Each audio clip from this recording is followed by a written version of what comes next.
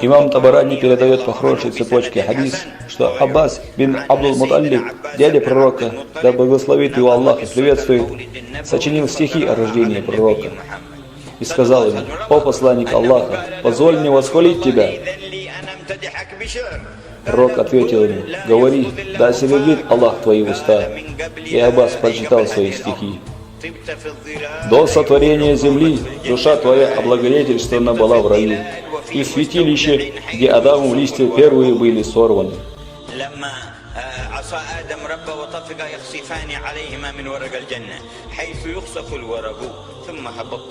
Затем снизошел ты в страну свою, и не был ты ни телом, ни мясом, ни сгустком крови, но был ты каплей, плававшей в ковчеге Ноя, когда могучие воды омывали божество Наср и топили поклонников его.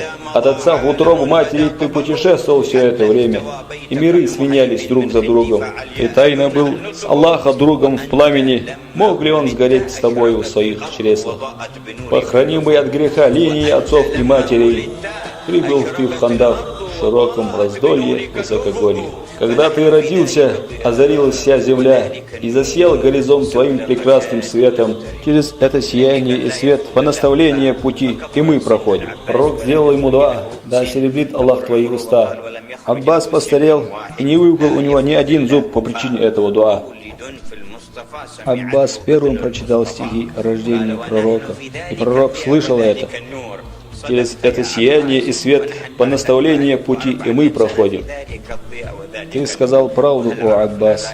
Спустя 1400 лет после тебя и мы находимся в этом свете и сиянии. Узнали бы мы слова единобожия, кроме как от пророка. Узнали бы мы Коран, кроме как от пророка. Узнали бы мы милостивого Аллаха, кроме как от пророка. Да воздаст Аллах ему благом за нас, да соберет Аллах нас вместе с ним.